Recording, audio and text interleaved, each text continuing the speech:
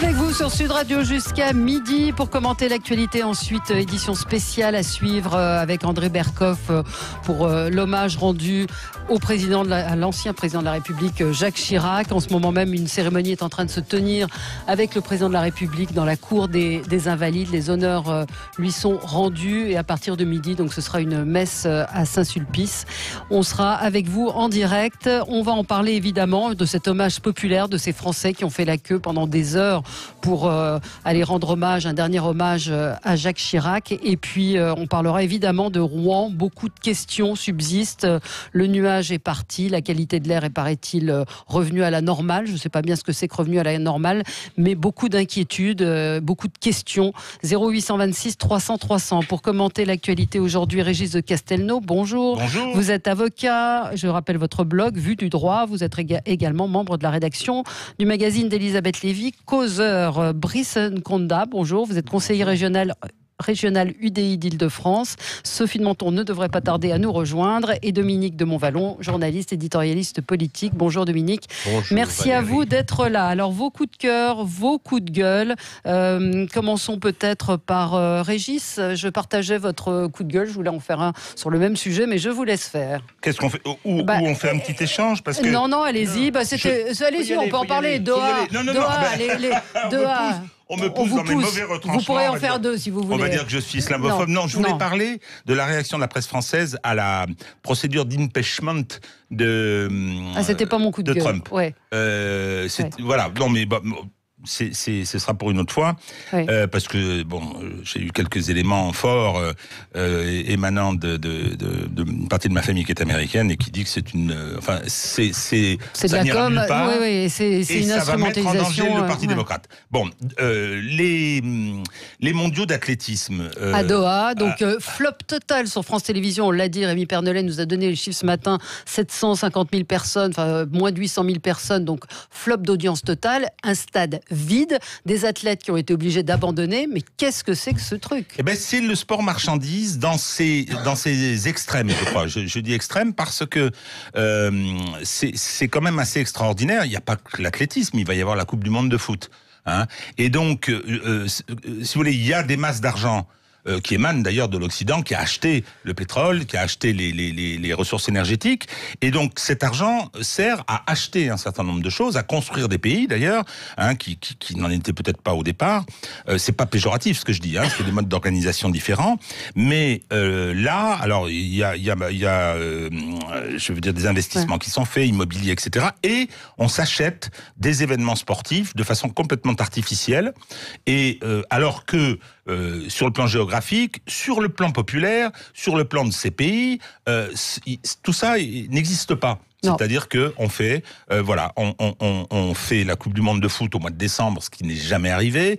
On a fait des championnats du monde de handball aussi, etc. Et on voit bien que tout est à vendre, c'est complètement à vendre, et ça aboutit. Ouais. Alors le désintérêt. À vendre, il y a un vendeur, un acheteur. Enfin, il y a bien des gens qui acceptent le pognon. Parlons de pognon pour que les mondiaux aient lieu. Oui, c'est-à-dire que le seul intérêt de ces fédérations internationales, c'est d'engranger. Oui, alors, mais comment le sport accepte ça ? On voit qu'au mondiaux d'athlétisme, je vois le marathon féminin qui a été couru en pleine nuit, il faisait 42 degrés aux 50 km marche. Le Français Johan Diniz a abrégé ses souffrances, c'est ce que nous dit le journal, exténué après 16 km. Donc il y a un problème. Et comme vous voyez, sportif. le stade, il est ouvert, mais il est quand même climatisé. Alors l'empreinte carbone, je vous dis pas. Non, mais il paraît c'est formidable qu'ils ont trouvé une technique pour que vous avez vu, c'est comme des espèces d'énormes souffleries. J'ai vu ça, mais il paraît que ça émet 30% de carbone en moins. Donc bien sûr, c'est un peu comme le nuage de Tchernobyl. Ou celui de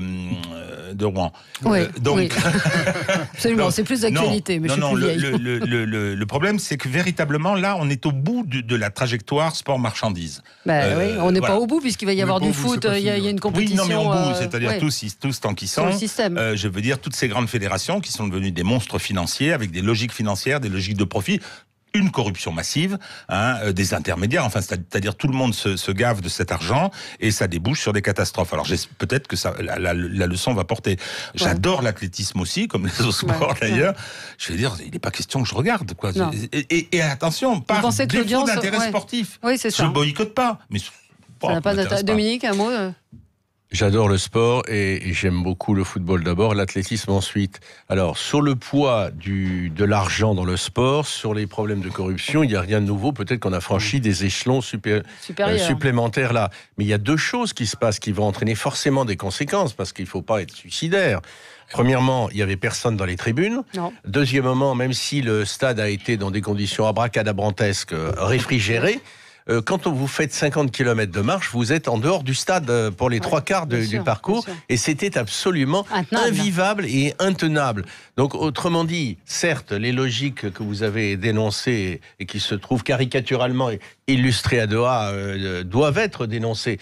Mais même ceux qui jouent le sport business, ils ont envie que quand même les données générales puissent être respectées. Bon. J'ajoute en plus, vous l'avez dit vous-même Valérie, qu'il n'y avait personne devant les écrans. Comment pourrait-il y avoir quelqu'un devant son écran quand il n'y a personne dans le stade et quand les mecs, pardon, je dis ça avec plein d'affection pour eux, mais comme Johan Diniz craque au bout de 15 km. Mais c'est de la folie. Ouais. Alors il y a autre chose, moi, que je veux ajouter, c'est que quand on voit les efforts faits par ces athlètes, c'est extraordinaire. Moi, c'est quelque chose, il y a de temps en temps des documentaires sur les gars qui sacrifient tellement de choses pour arriver à ça, pour gagner, etc. Et ce seront des médailles en chocolat cette fois-ci. C'est-à-dire que elles vont fondre les médailles. Déjà, ils sont contents de revenir vivants. Oui, si on en est là. Allez, donc c'est coup de gueule que je partage. Bonjour Sophie, vous nous avez rejoint, Sophie de Menton, vous étiez bloquée. Oui, j'étais en retard, mais j'ai passé par les Invalides et je déconseille d'oublier même à vélo. Oui, non, ça c'est sûr. Coup de cœur quand même au passage pour la remarquable efficacité des forces de l'ordre. L'organisation est insensée. Ce qui a été fait devant les ministères, devant Matignon, où il y a une photo gigantesque de Jacques Chirac, etc. Enfin, de l'eau, les policiers qui vous offrent de l'eau. Vraiment, c'est extraordinaire. C'est qui vous ont vu passer. Vous êtes un cas particulier, bien connu à Paris. Valérie, expert. Voilà, et ils vous ont ouvert. Brice, c'était un coup de cœur ? Oui, alors tout à fait. En cette journée d'hommage à Jacques Chirac, moi je pense qu'il faut avoir un coup de cœur plutôt qu'un coup de gueule. En tout cas, c'est ma position. Pour l'instant. À Johannesburg, pour l'instant, effectivement. À Johannesburg, Chirac disait notre maison brûle et on regarde ailleurs. Je pense que depuis, il y a quand même une prise de conscience. Il y a eu la loi de transition énergétique en 2015, il y a la loi anti-gaspillage.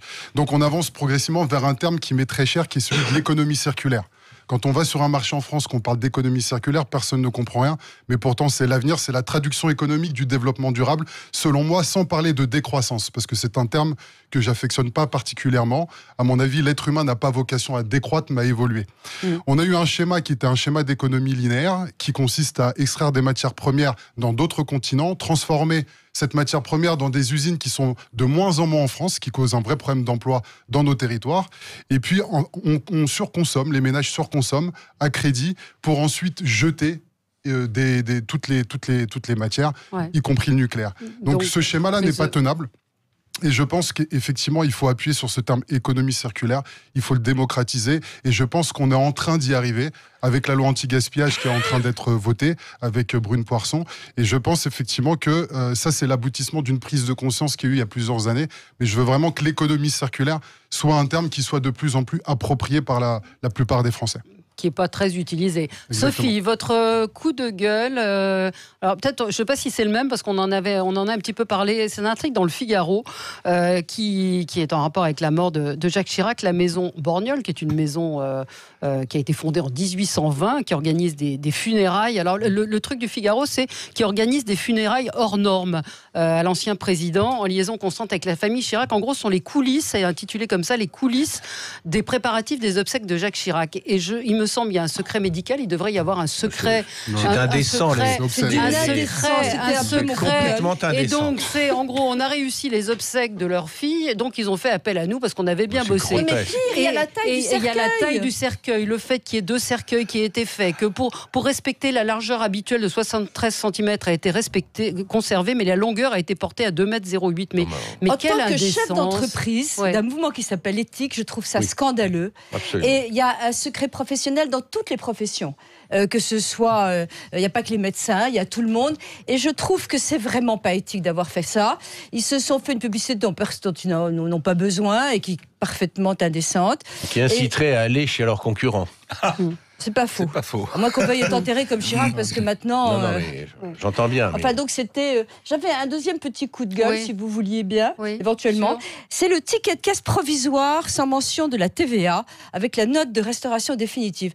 On est en train de rentrer dans un système technocratique qui est complètement fou. Quand vous allez au restaurant maintenant, on vous donne l'addition. Cette addition, vous la réglez. Si vous voulez la garder pour la faire rembourser par votre entreprise ou la garder pour vous, vous avez intérêt à appeler le garçon ou qu'il vous rattrape, car il va vous donner la note définitive, une deuxième note, qui comprend la TVA. Tout ça, c'est parce que les restaurateurs ont été suspectés de frauder, donc on leur a fait changer le logiciel de leur caisse, donc ils l'ont changé ou pas changé, et à partir du moment où ils l'ont changé, les éditeurs de logiciels de caisse ont mis à jour des solutions pour se conformer à la nouvelle loi, avec des procédés de traçabilité des opérations d'enregistrement des données. On marche sur la tête. Il est donc nécessaire de passer par la saisie d'un avoir pour supprimer un ticket validé. Donc si, effectivement, vous dites « Ah ben non, j'ai pas pris un dessert », vous pouvez le changer, mais si c'est la note définitive avec TVA, vous ne pouvez pas. Je crois qu'il faut arrêter de rentrer dans des complications inimaginables et on ne se rend pas compte à quel point les entreprises sont sujettes à ça. Et c'est vraiment un coup de gueule. Vous vérifierez au restaurant. Oui. Dominique, votre coup de cœur. Ah oui, mon coup de cœur, oui, c'est vrai, mon coup de cœur. Ouais. Enfin, mon coup de chapeau. Oui, coup de cœur, c'est pas... je vais me permettre de modifier l'intitulé légèrement. Coup de chapeau pour Claude Chirac. Oui. Parce que elle a... alors d'abord, les 2 mandats de Chirac à l'Élysée, quoi qu'on en pense politiquement, c'est tout un autre problème, 7 ans plus 5 ans, ils ne se seraient pas passés comme ils se sont passés au total bien, en tout cas du point de vue de Chirac, sans le rôle absolument clé centrale qu'a joué à l'époque Claude Chirac. Et là, c'est elle qui a dirigé tout. Et qui a pris l'initiative d'exposer le cercueil aux Invalides. D'un certain nombre, elle a pris un certain nombre d'initiatives, dont par exemple le fait d'inviter ceux qui le voulaient. Ils ont été nombreux finalement. Sauf Marine Le Pen, pardonnez-moi. On va en parler. J'entendais bien qu'on allait en parler, mais donc on peut le mettre de côté sans l'oublier. Sur le reste, c'est d'accord. Et par exemple, proposer que ceux qui le voulaient spontanément viennent s'incliner devant le cercueil de Jacques Chirac aux Invalides. Bon, bah, ça s'était jamais fait et ça a répondu à une attente d'une partie importante de la population. Non, elle a. C'est vrai que et puis elle était pas mal hier quand elle est allée avec son mari saluer. Voilà, il y avait quelque chose. Voilà, c'est tout. Quelque chose de. C'était naturel, c'était pas artificiel, et puis c'était un peu à l'image de son père. Non, mais en tout cas, oui, c'est la première fois que le cercueil d'un président de la République était... C'est la première fois parce que De Gaulle n'avait pas voulu, Pompidou non plus, Mitterrand non plus. Ouais. De Gaulle, c'était une autre époque. Ce fabuleux testament, rien que sa lecture, ok, d'accord, on n'est pas dans la même cour, là, on est ailleurs. On ne joue pas ailleurs, la même cour. Allez, dans une autre époque. On se retrouve dans un instant, en ce moment même. Les chefs d'État sont en train d'arriver à Saint-Sulpice pour la messe qui va être rendue tout à l'heure. Les hommages au président de la République. Vous pourrez suivre en direct sur Sud Radio cette cérémonie avec André Berkoff. À tout de suite sur Sud Radio 0826 300 300. On va parler de Rouen, évidemment, de ce qui s'y est passé, des inquiétudes, des questions qui subsistent, et puis de l'hommage. On va continuer quand même à parler de cet hommage populaire rendu à Jacques Chirac dans un instant, et puis de Marine Le Pen, donc qui n'est pas désirable à ses obsèques. Qu'en pensez-vous? 0826 300 300. Avec vous sur Sud Radio jusqu'à midi pour commenter l'actualité. L'actualité, c'est l'hommage à Jacques Chirac. Est-ce que vous êtes surpris de cet hommage à ces Français assez nombreux hier, qui ont fait jusqu'à 5 heures de queue? Les Invalides sont restés ouverts pendant toute la nuit pour que les gens puissent venir se recueillir. Ce matin, hommage solennel lui est rendu d'abord aux Invalides et puis à Saint-Sulpice. 0826 300 300. On attend vos réactions, vos commentaires, et puis on parlera de Rouen. Est-ce que vous croyez qu'on nous dit tout? Est-ce qu'on nous cache des choses? Est-ce que aujourd'hui, c'est vrai qu'il y a beaucoup de questions questions sur les matières qui se trouvaient dans cette usine. On ne connaît pas la liste des composants qui étaient là. Donc on en parle avec vous, 0826 300 300. Donc on a commencé à entamer le débat à propos de Marine Le Pen qui ne sera pas à l'église Saint-Sulpice. La famille a fait savoir qu'elle n'était pas désirable. Donc Marine Le Pen a fait savoir qu'elle respectait ce choix. La famille, c'est Claude Chirac. Oui, c'est la famille quand même. Alors, la famille. on va y revenir dans un instant. On a Thibaut Gauthier qui est avec nous en direct de Saint-Sulpice. Thibaut, vous êtes devant l'église Saint-Sulpice. Est-ce que vous pouvez nous raconter un petit peu ce qui se passe ?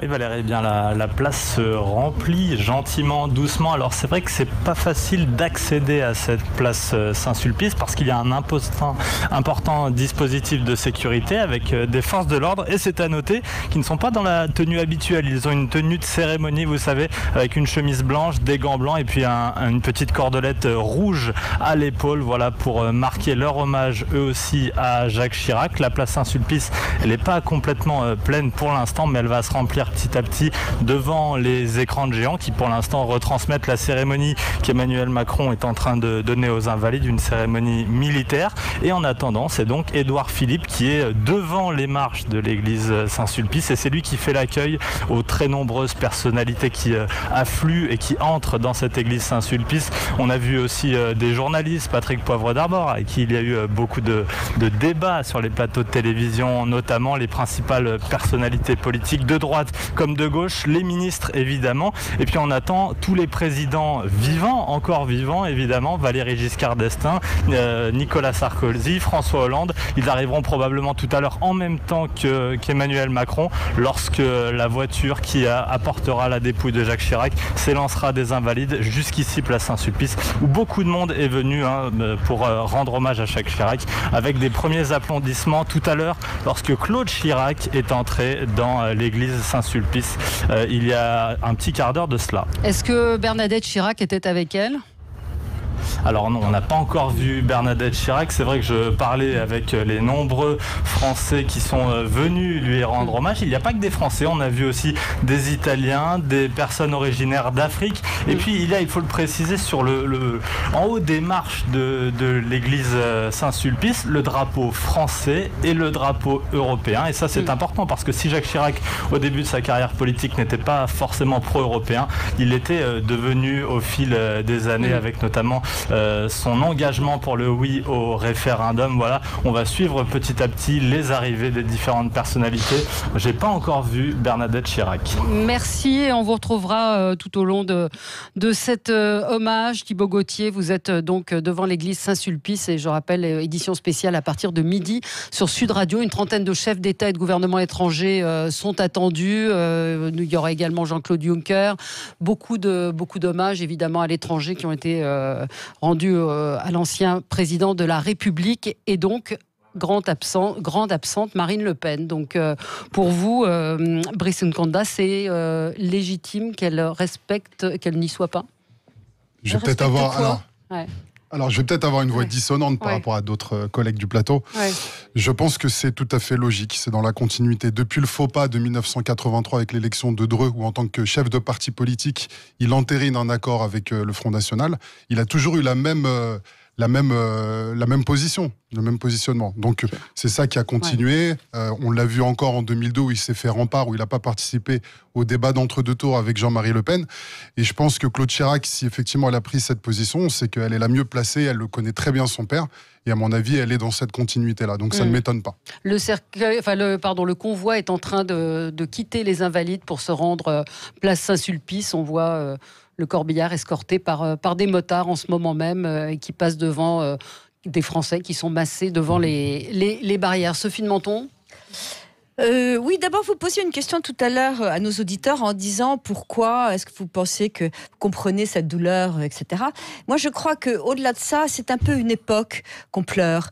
Il y a eu une France épanouie, une France heureuse, les années Chirac, la bonne chère, on clopait, où on voulait. La France était libre, et il était le début du en même temps, d'ailleurs. Il était ni de gauche ni de droite, et donc... Cette cette remarque m'agace un petit peu, ni de gauche ni de droite, c'était quand même un président de droite. Je veux dire, faut arrêter de... Avec une sensibilité sociale, sauf que c'était une politique économique de droite. Non. Ça a dépendu des moments. Il a été économiquement anti-libéral à fond. Oui, mais ça arrange un peu tout le monde de dire ni de droite ni de gauche, côté un peu... Non, mais ce que je veux dire, c'est qu'il est très aimé des gens de gauche, il avait une fibre sociale, voilà. Donc c'est un peu ça qu'on pleure, et il y a un côté imposant. Quant à Marine Le Pen, quant à Marine Le Pen, je pense que Madame Chirac est très fatiguée, ça ne doit pas forcément... Ou peut-être que c'est elle, enfin j'en sais rien, mais on a voulu... on a une cérémonie de réconciliation absolue, il y a les deux corps du roi, et là, effectivement, ce corps du roi qu'on enterre, c'est fini, les querelles sont terminées, c'est l'apaisement. Et je pense que Marine Le Pen n'est pas son père, qu'il s'est passé beaucoup de choses, et qu'il y a à peu près 30% des Français qui sont plutôt du côté de Marine Le Pen. Et ça a l'air de dire Jacques Chirac ne vous aime pas parce que vous soutenez Marine Le Pen. Ça me choque. Ouais. On va y revenir, vous aurez la parole. Dans un instant, Régis de Castelnau, est-ce que vous trouvez normal que Marine Le Pen ne soit pas aux obsèques de Jacques Chirac, donc à la demande de la famille? 0826 300 300, on est avec vous sur Sud Radio jusqu'à midi. Sud Radio. Avec vous sur Sud Radio jusqu'à midi. Nous parlons donc de l'hommage qui est rendu à Jacques Chirac ce matin. Les chefs d'État étrangers sont en train d'arriver à l'église Saint-Sulpice et le convoi funéraire est en route à quitter les Invalides pour se rendre donc à cette église Saint-Sulpice où une messe en présence du président de la République doit se tenir. On apprend que Madame Chirac ne sera pas à l'église Saint-Sulpice. Elle était ce matin aux Invalides et elle n'apparaîtra pas. On ne la verra pas à l'église Saint-Sulpice. Nous parlions donc de Marine Le Pen, grande absente de cet hommage. Sacha nous dit la famille Chirac a le droit de refuser l'avenir de Marine Le Pen comme de n'importe qui d'autre, ou faudrait-il se dire oui mais elle ne représente ceci ou cela. Ils ne le veulent pas, point barre. Bon. Alors moi je voudrais dire, je suis d'accord avec Sophie, ce qui est rare, hein, ma chère Sophie. Donc, pas si rare que ça, n'ayez pas honte, n'ayez pas honte. J'assume. Non, ce que je voudrais dire, à mon avis, c'est une faute politique. C'est une faute politique parce que c'est un événement. Moi, je l'apprécie. Je suis très clair. Ouais. Je trouve que cette foule qui a rendu hommage, le temps qui en passé, tout ça me fait un peu chaud au cœur. Oui. Et puis parce que il y a ce pays a des ressources probablement. Cette envie de se retrouver ensemble, ça me renvoie à l'incendie de Notre-Dame où le pays entier était en sidération. Et ça, je trouve que c'est bien. On se rassemble autour. C'est justement parce qu'on est ensemble. Et voilà. Il faut pas éviter quelqu'un. Et donc. Voilà. Ça, je veux dire, c'est un moment de quelqu'un qui a été très discuté politiquement dans sa vie. Je rappelle quand même qu'il s'est présenté 4 fois aux élections présidentielles. Il n'a jamais passé les 19,5% quand même. Donc, je veux dire, l'enracinement Mais il y a aujourd'hui un côté familial, un côté affectueux le concernant. Et personnellement, je trouve que c'est bien. Et à cette occasion, alors que Marine Le Pen a émergé à la politique postérieurement à son départ de la présidence, alors que je veux dire, aujourd'hui, elle représente, qu'on le veuille ou non, alors deuxième tour des présidentielles, elle monte à 35, là, elle a encore gagné, entre guillemets, les élections européennes, eh bien, qu'on dise aux gens qui votent pour elle, aux gens qui l'apprécient. Je suis pas d'accord avec cet argument. Attendez, moi, j'ai voté la seule fois de ma vie pour Chirac en 2002, j'avais voté Robert Rue au premier tour, je prends cette précaution pour pas qu'on me traite comme d'habitude, de rouge-brun. Donc, c'est sur le plan politique, c'est véritablement l'autre extrême par rapport à mes propres opinions, mais là, c'est un message très négatif.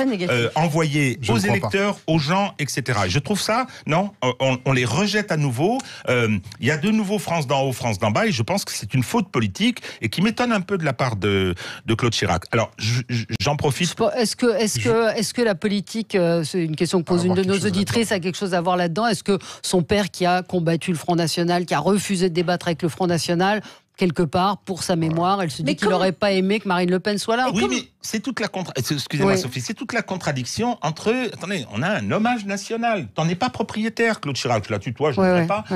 Elle n'en est pas propriétaire de cet hommage national. C'est une occasion. C'est son papa quand même. Non. Oh non, attendez, il a reçu, je veux dire, quand il recevait les groupes parlementaires, il recevait ses adversaires, etc. Il a été le président de tous les Français et de ceux qui avaient voté et qui votaient pour le Front National. Donc, je veux dire, là, c'est un événement qui la dépasse un peu. Vous voyez ce que je veux dire?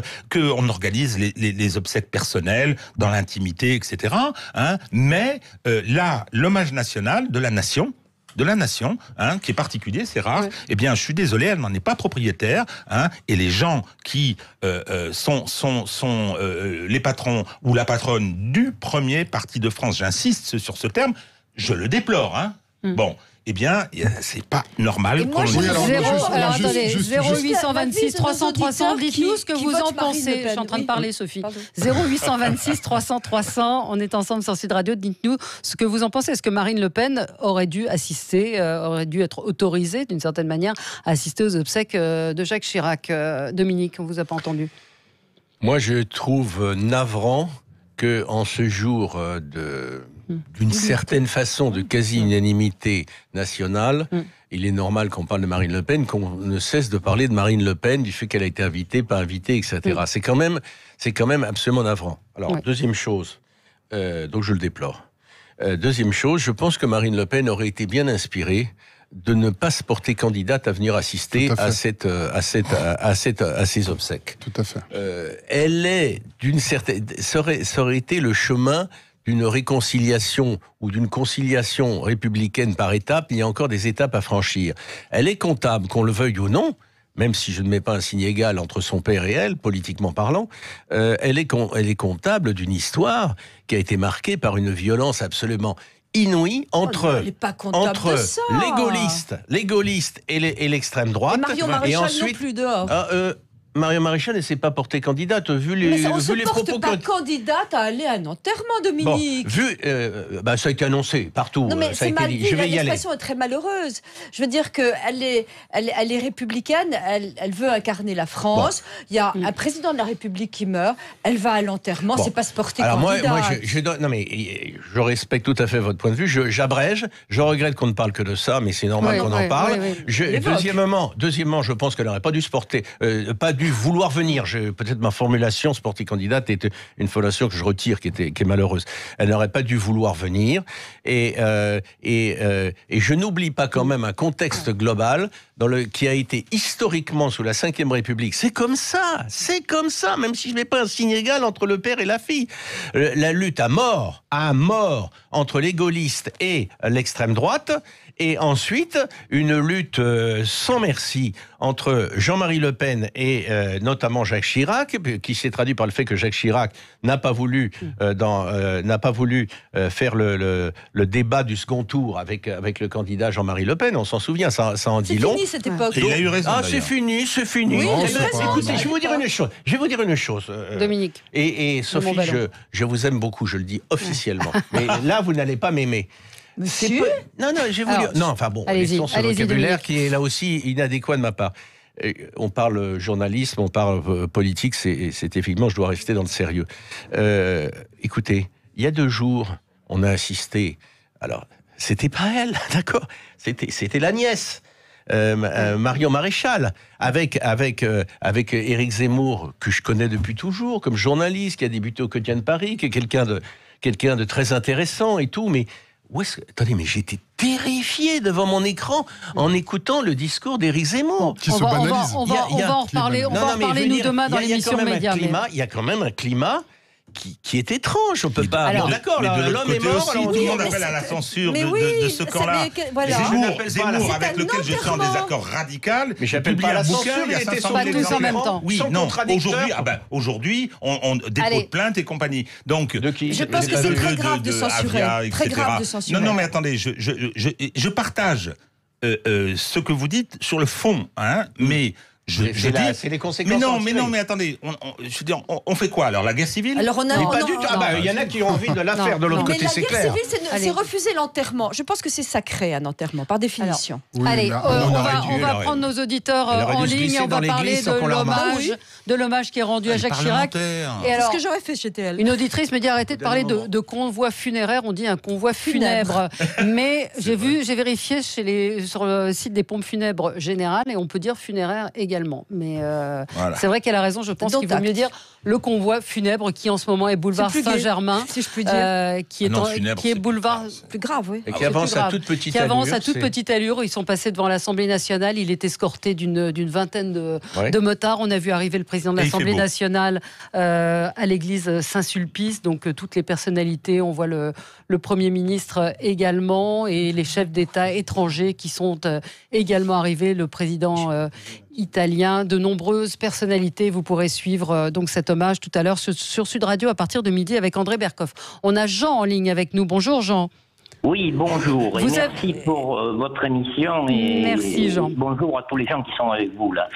Je suis un peu choqué parce que je vais vous dire, je pense que choqué de par ce que j'entends sur votre plateau, je pense que devant le décès de quelqu'un, on doit avoir un profond respect, ce qui est mon cas, et je pars du principe que si avec son épouse, il avait parlé avant qu'il n'avait pas besoin d'une certaine famille politique, donc ça veut dire que son épouse a fait respecter la norme.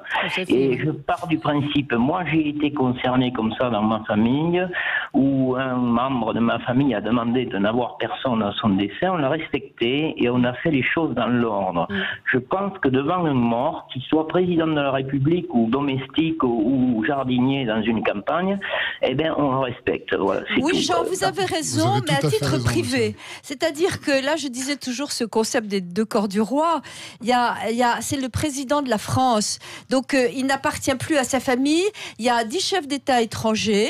Et donc, je pense que c'est une réconciliation nationale. 30 chefs d'État. 30 ouais, une trentaine de chefs d'État. 30 chefs d'État étrangers. Et donc, je pense que là, cet affront oui, je peux le concevoir, hein, mais c'est qu'il n'y ait pas le Front National à son enterrement privé où il y avait son épouse, ça je comprends parfaitement, on a le droit d'avoir qui on veut, mais est-ce que vous ne pensez pas qu'au niveau national, il fallait dépasser ça ? Je ne le crois pas. Je pense qu'il faut respecter le défunt. Oui. Et je pense autre chose, pour les avoir bien connus, je pense que Claude n'est pour rien dans cette affaire. Voilà, c'est tout. Parce que Claude est une dame de grande qualité pour moi et qui a joué un grand rôle auprès de son papa et de sa maman et de sa sœur qu'elle a perdue il y a 3 ans. Donc, moi, mes qualités de petit artisan que je suis et les ayant eu comme client pendant très longtemps. Vous êtes producteur de foie gras, Jean, dans le Gers. Dans ce cas-là, alors là... Ça change les choses. Ouais. Absolument. Je suis le dernier producteur de foie gras d'oie, comme on faisait il y a 100 ans. Et je suis entre autres le père du French Paradox, le professeur Renaud, qui est décédé aussi en 2012. Voilà, donc, mais c'est pas grave, ça, on s'en fout, ça remplit pas les poches. Mais moi, je pars du principe, moi j'ai un profond respect pour... Je suis comme... Indirectement, je suis un peu comme lui, parce que lui, il aimait le peuple. C'est d'ailleurs le dernier président qui aime le peuple, pour moi, parce que tous les autres après n'aiment pas le peuple. On n'a pas le droit de dire ça non plus, je pense.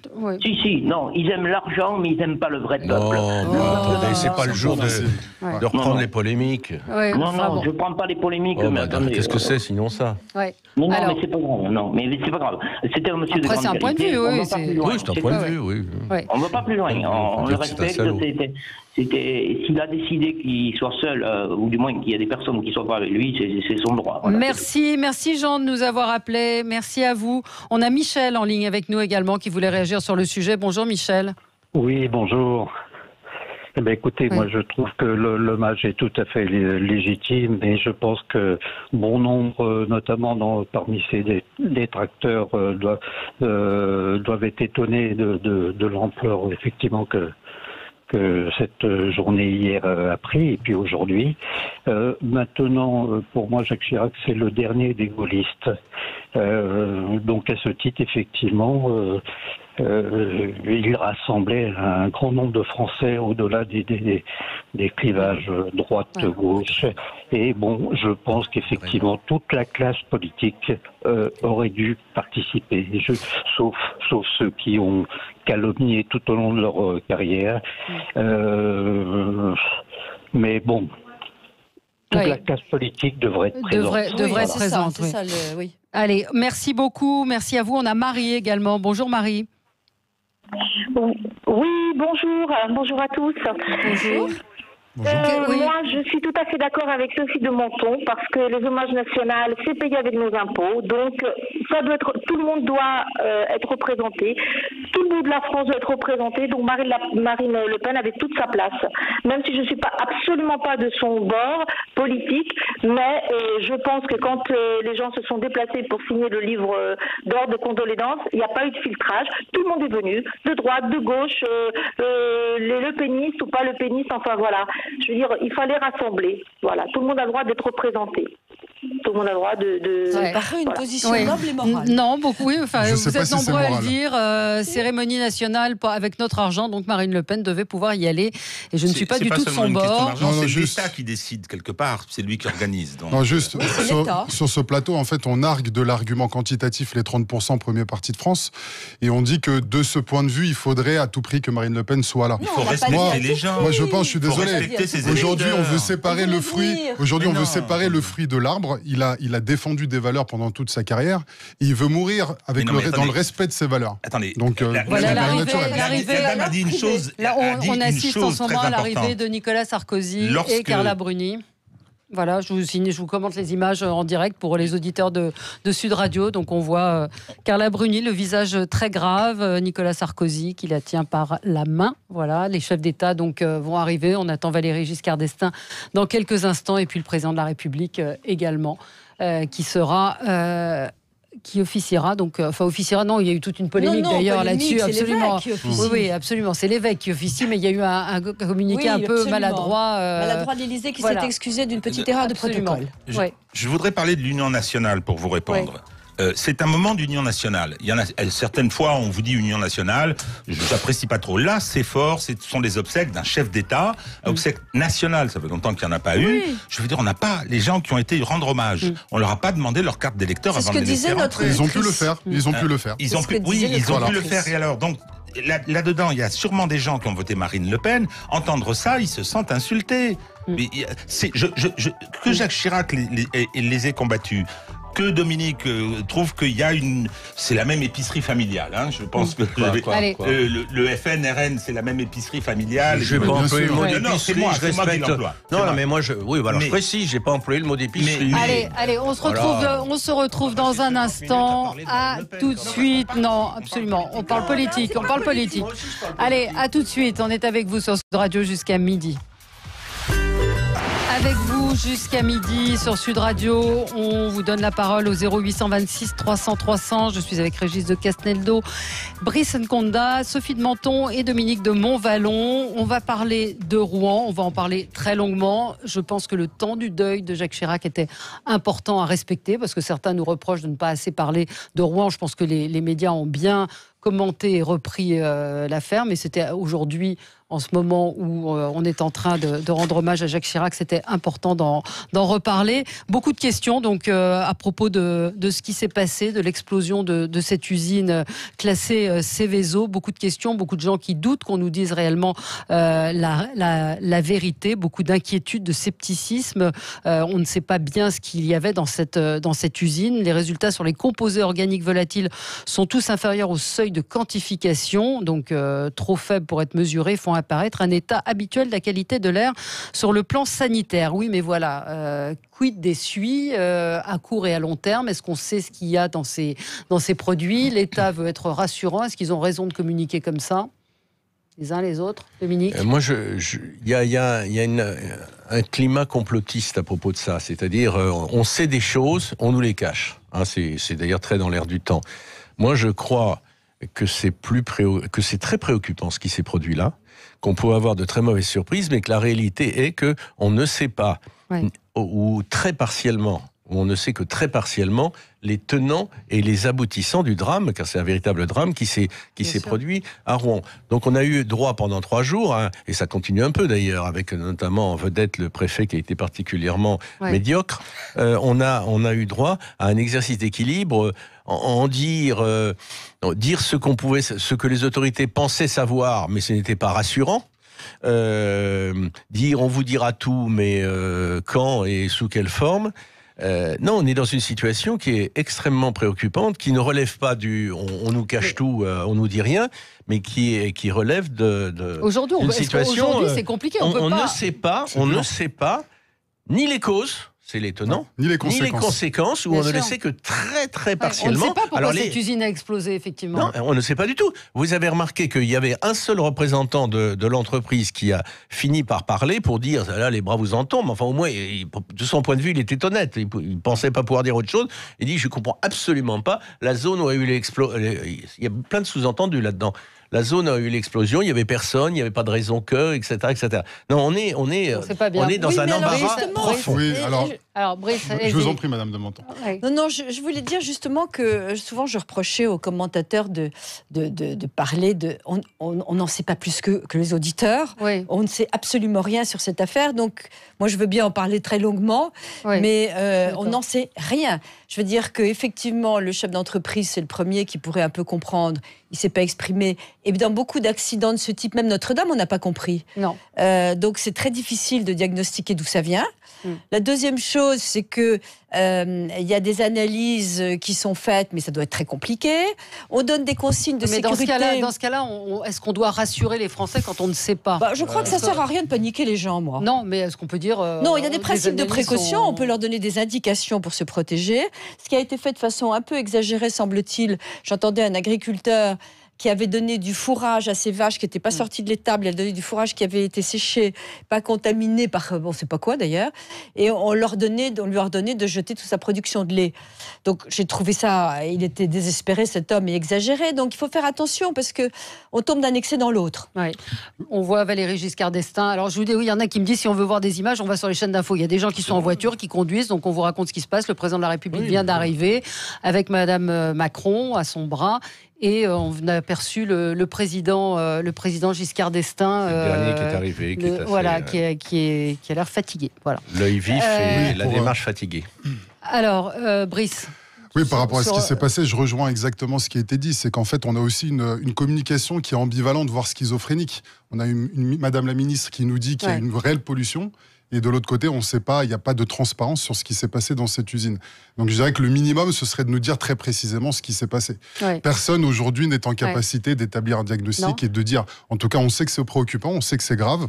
On a aussi le précédent de Tchernobyl où on nous a expliqué que les nuages s'arrêtaient. On le sait très bien que c'est pas le cas. Aujourd'hui, en fait, on a un vrai problème de communication, je pense, autour de ça. Et je pense que on n'a pas encore la liste des produits qui ont La meilleure manière de rassurer, c'est de dire exactement ce qui s'est passé. Oui. Moi, je voudrais juste ajouter quelque chose sur les... Pardon, mais juste, ce matin, sur les réseaux sociaux, je ne sais pas si c'est fake news ou pas, si je le mentionne, c'est que je crois que ça ne l'est pas. Il y a un petit film où on voit quelqu'un qui, dans la région, là, à Rouen ou ailleurs, ouvre son robinet et de l'eau courante coule, et puis au bout d'un moment, ça devient de l'eau noire. Alors attendez, je sais... Très vite, ça devient, d'ailleurs. Quoi ? Ça devient très vite de l'eau noire. Oui, très vite. Oui, très vite. Donc, rien que ça fait peur. Vous imaginez Alors, j'ai commencé par dire, est-ce que c'est un montage auto ? Je ne crois pas, mais non, il va falloir, dès que les obsèques je ne veux pas télescoper les choses, mais dès que les obsèques de Jacques Chirac seront terminées, que l'hommage national hautement légitime lui aura été rendu, il faut que le Premier ministre prenne les choses en main. Attendez, on ne peut pas s'en tenir à un préfet qui est complètement débordé, dont le propos le ministre de la Santé s'en occupe. Hein. Pardon ? Le ministre de la Santé s'en occupe. Oui, bien sûr, mais personne n'a compris depuis 3 jours. Non, mais vous avez parfaitement raison, Dominique, mais ne rêvons pas, c'est pas nous qui allons donner des infos. On les a pas. Non, on les a pas. Non, mais on peut poser des questions. Je voulais dire quelque chose. Chacun son métier. Les journalistes, vous êtes chargés d'essayer d'informer, etc. Et poser des questions. L'État n'est pas là pour semer la panique. On ne sait pas comment s'appelait l'usine de Toulouse. Il a fallu des expertises pour savoir que c'était pas Là, c'est très impressionnant avec cette fumée. C'est probablement très grave et puis ça pose les problèmes. C'est une zone Seveso, hein, c'est pas rien. Ça pose des problèmes tout à fait considérables. Seveso, on l'a dit, c'est un peu comme fichier S, c'est-à-dire que ça implique beaucoup de choses. Moi, je me rappelle quand ça a été mis en place, etc. Donc, mais je pense que l'État, si vous voulez, en ces périodes de panique sur la nourriture, de panique sur la collapsologie, le monde va s'effondrer, etc., aller vers le complotisme, que je critique souvent l'accusation, mais là, c'est un peu fondé. On nous cache tout, on nous dit rien, etc. Et le problème, c'est que ça naît aussi des réserves de l'État et d'un déficit de maîtrise de la communication. Hein, L'État, il est là pour rassurer et éviter la panique. Aussi des scrupules des représentants de l'État. Ils ne veulent pas en dire plus que ce qu'ils savent et ils n'en savent que toute partie. Oui, mais moi, si l'État ment, je suis clair. S'il faut qu'il mente à cette occasion, mais qu'il le fasse. Non.